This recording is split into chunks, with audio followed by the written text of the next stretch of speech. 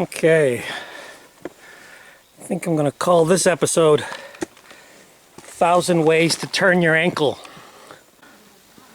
All right, I don't know what the sign is saying. Is that a wild pig? Is that what I'm being warned? Don't pet the wild pigs, or don't feed them, don't eat them. Okay, now keep an eye out for some wild pigs.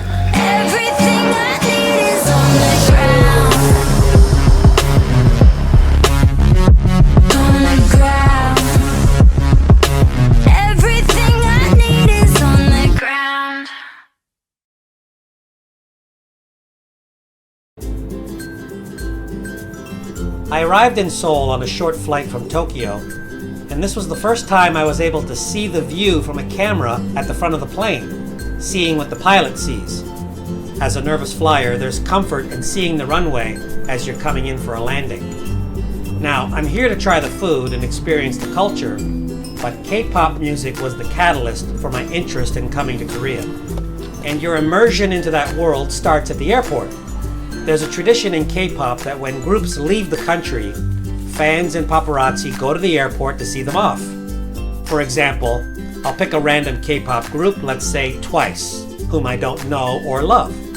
They'll go to Incheon airport, they'll line up outside the terminal for fans and press to take photos, then they'll go into the terminal, and you can stand in the spot where Twice stood if you're a fan, which I'm not. I arrived at Gimpo airport, same thing. Twice will enter the terminal, cameras follow them. Fans take photos, sometimes hand over cards and gifts. They'll walk through the terminal and duck into the priority check-in area. Then the fans and media will run around this corner, go down this passageway, and wait for them to come out the other side. Then they get to the security gates, and that's as far as we go. Then, once you're out of the airport on the subway, you notice another K-pop tradition, which is celebrating the birthday of a K-pop idol. Chewie from Twice had her birthday the day before I arrived, and it was Chewie Day in Korea. And soon enough, you're noticing birthday billboards for many idols. It's a great way to keep them in the public eye, I suppose, keep up the excitement.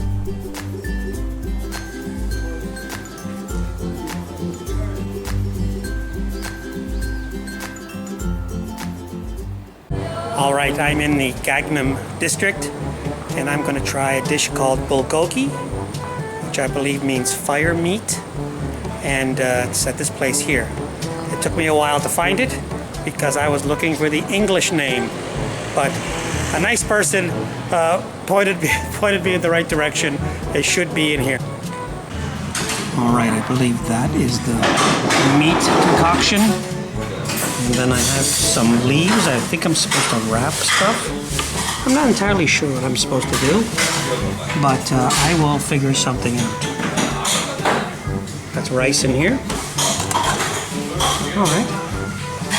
I'll figure something out. I felt self-conscious talking into a camera in a restaurant full of people, so I'll go into voiceover mode. I made a lettuce wrap with the rice and the meat, copying what other people were doing.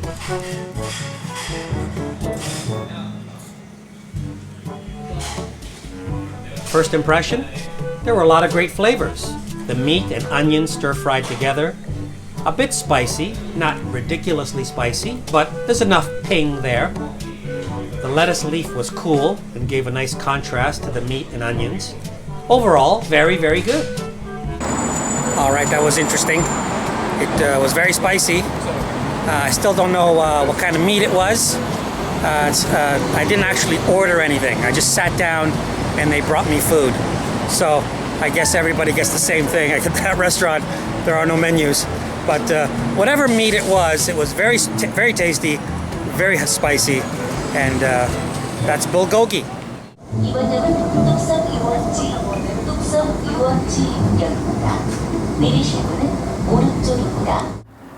All right, I'm now at Ttukseom Park, down by the Han River, And it's really a beautiful place. It's just got bike paths, lots of people enjoying the park. You can see the Latte Tower from here. You can see the Olympic Stadium from here. That's where, of course, Ben Johnson made his infamous run back in 1988.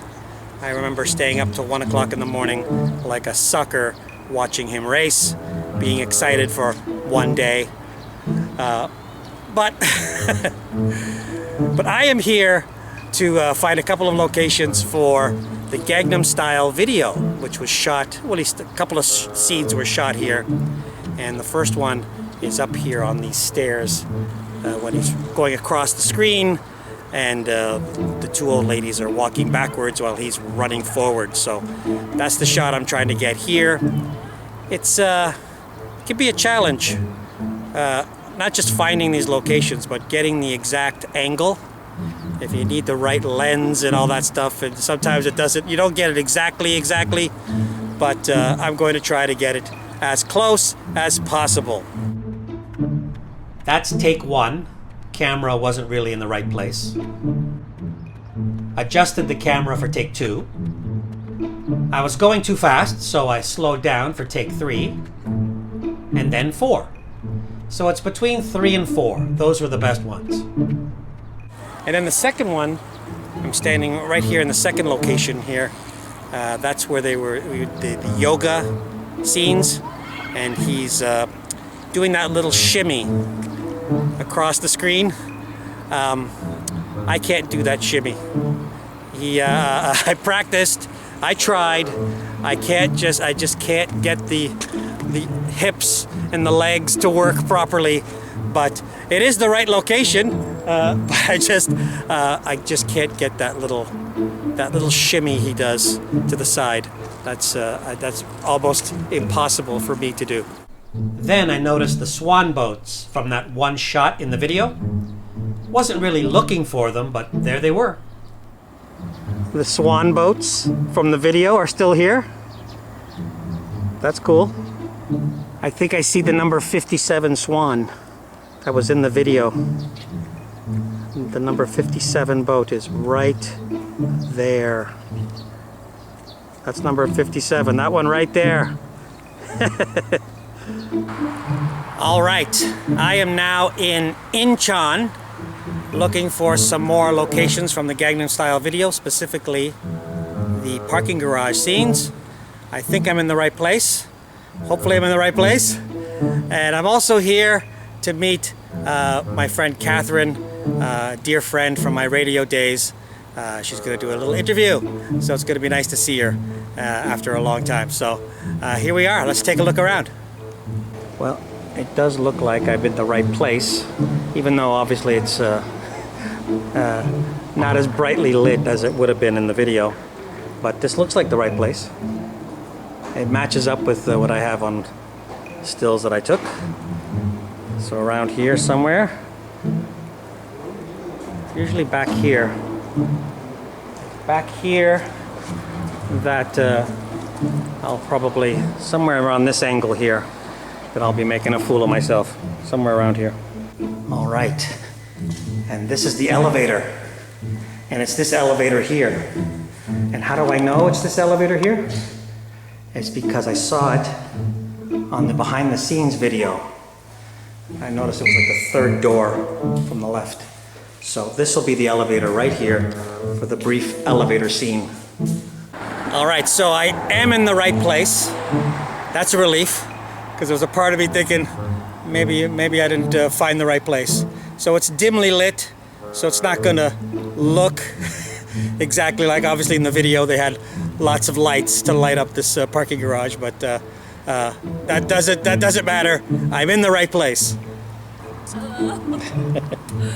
Hello, so nice to see you. Thank you for coming out. I appreciate it. How long did it take you to get here? Half hour, crazy cabbie. Oh, he was out of his mind. Yeah, I'm sure it was. He was with no traffic, right? Yeah. Katherine, you are the first official interview guest on the Nervous Flyer. Yeah. And I appreciate it so very, very much.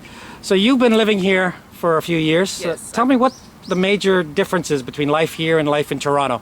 Well, I think this is actually one of the biggest reasons that I continue to stay here, and I think it's the cost of living. That's the biggest difference.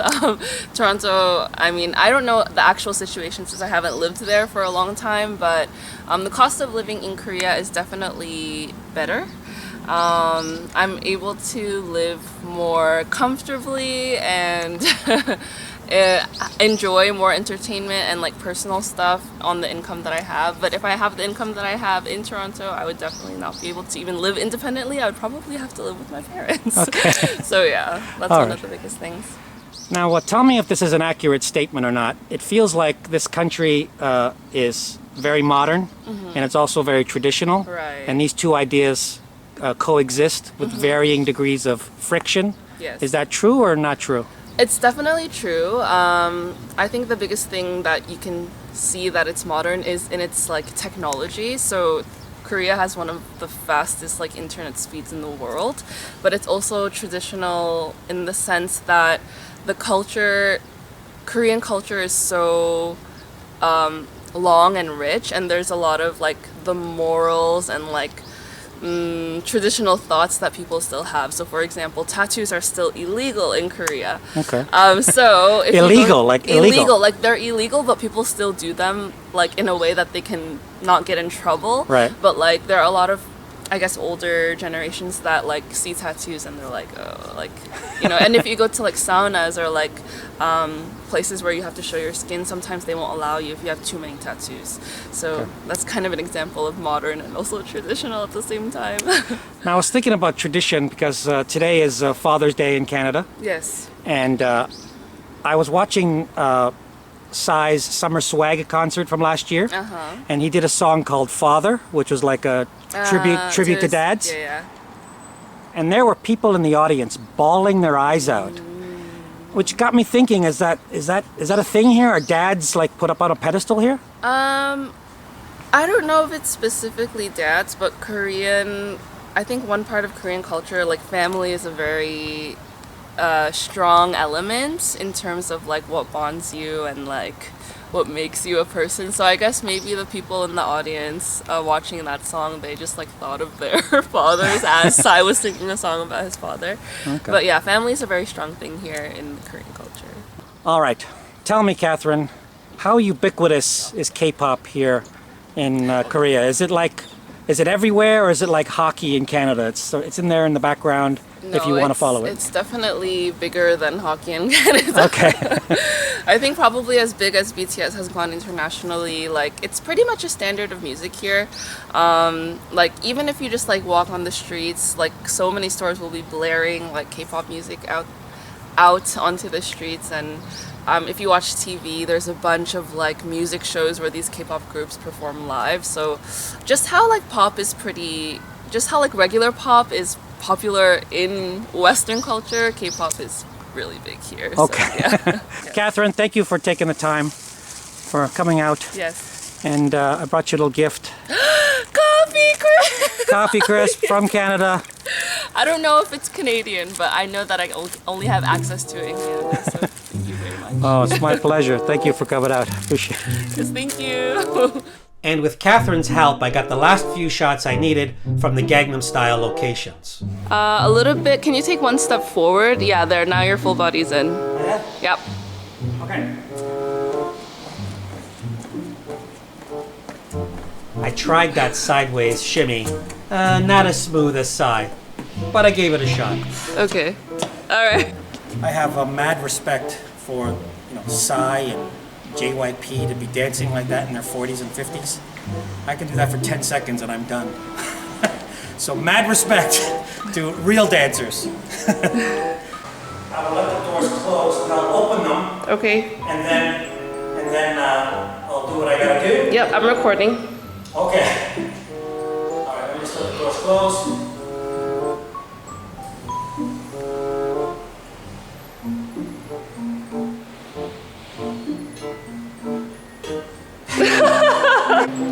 All right. Okay, your full body. Yeah? Yep. All right, here goes nothing. All right, I actually practiced this, Katherine. 1, 2, 3.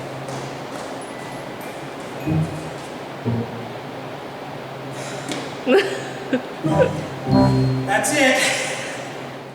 And this is my finished Gangnam Style tribute video.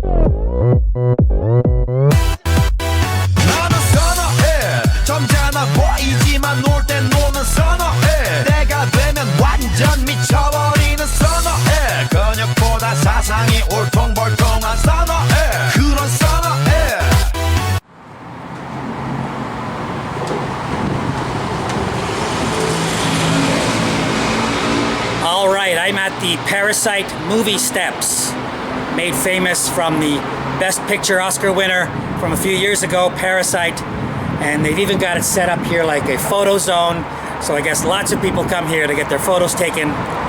Now, generally speaking, in the movies, staircases have some kind of symbolic meaning. They're not just a location. So, for example, when Rocky Balboa runs up the steps, he's ascending.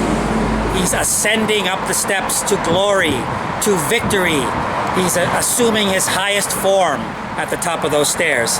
And then conversely, in La Dolce Vita, Marcello Mastroianni, he descends the stairs when he's having a tryst with his mistress. He goes down the stairs of the prostitute's apartment because that's what sinners do. They descend into hell.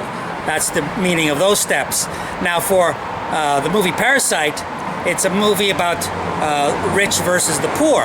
And the poor family are working for the rich family in this movie, and they think they have it all figured out until a plot twist in the middle, and then they have to run away from the rich person's house, and then they run down the steps here in the rain. See, they're descending back to their lower class because they're lower class people, and they're scurrying away, and it's rainy, and they're going back to where they belong because they're lower class. And that is my interpretation of these steps. And this has been Joe's Movie Minute.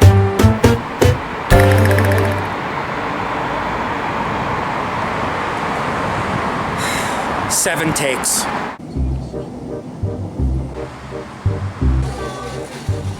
Okay, my next stop is trying out bibimbap, a rice dish I learned about from Dahyun, a member of Twice, who was on a TV show doing a guessing game and yelled out the word bibimbap!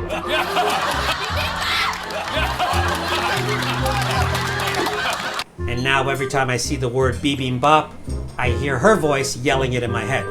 In any case, this is it. It's a rice dish and comes with a variety of vegetables, mushrooms, a cooked egg on top.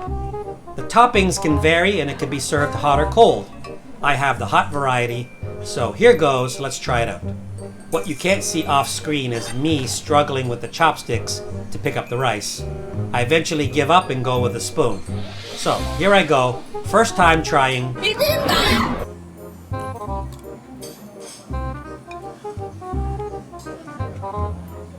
The verdict? It's very good. Spicy, but not too spicy, which seems to be a theme in Korean cuisine. There's a lot of great flavors all mixing together and a lot of textures between the egg and the greens and the rice. Very good, very, very tasty.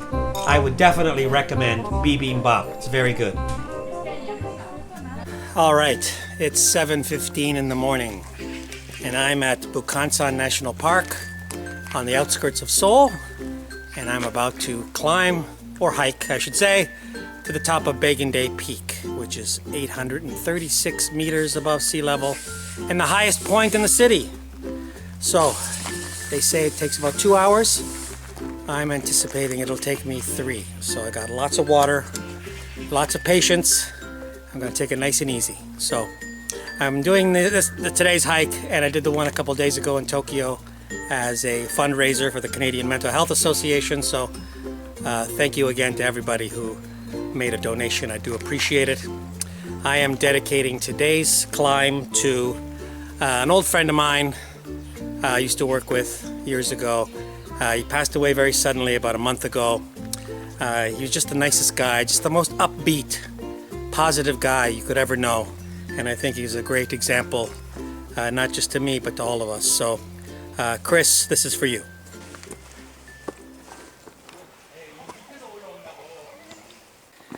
So what's going to happen is I'll be climbing for a certain amount of time.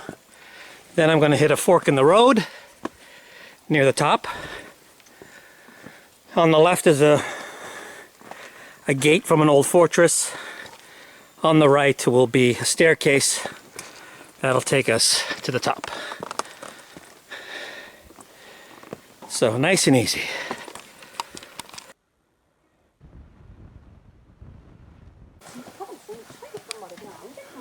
Ay, ay, ay.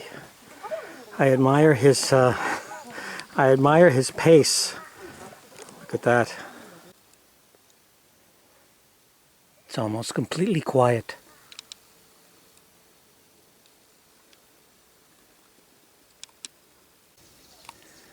All right, some important safety tips. Okay, keep that in mind, keep that in mind, and keep that in mind.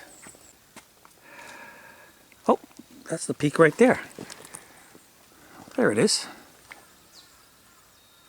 Am I out of my mind? That's where I'm heading? That's insane. No, I'm insane.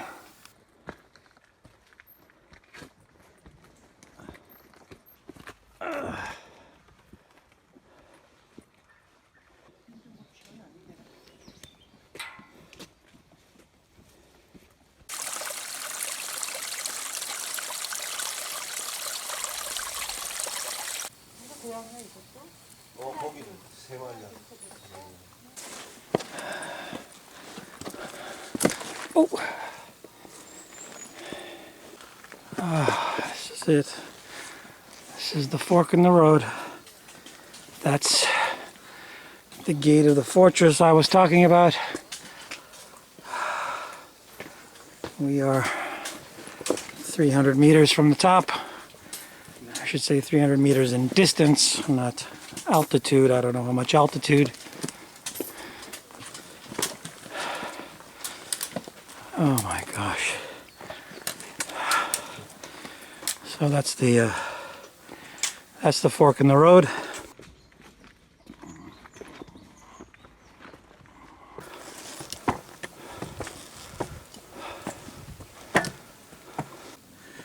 Okay, final push to the top. I'm gonna GoPro this. So this is my nephew's GoPro. So thank you, Thomas. I'm gonna go hands-free so I can get to the top. So let's do this.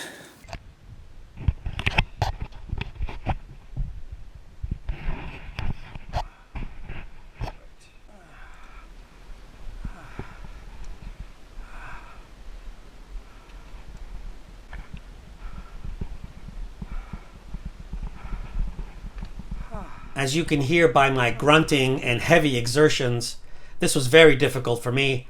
I am the opposite of being in shape, and this is easily the toughest thing I've ever done. As you'll see coming up, I didn't get emotional when I reached the top, but I was emotional pretty much the whole way up and back down.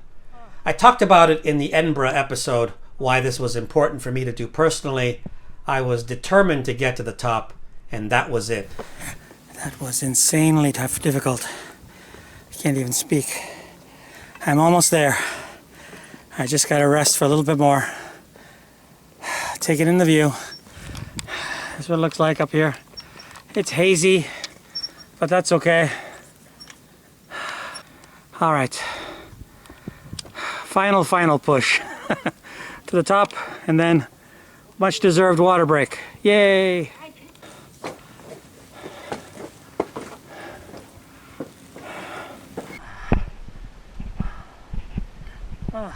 Oh shit!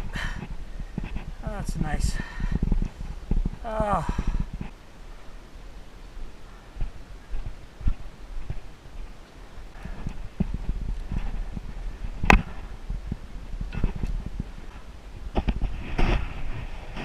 Oh my goodness. Oh.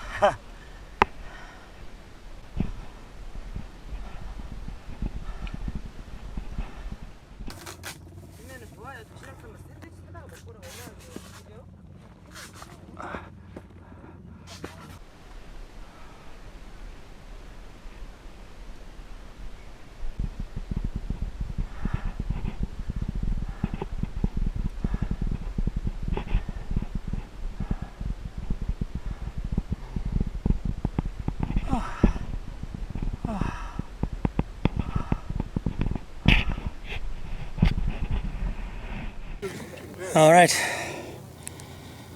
to the top.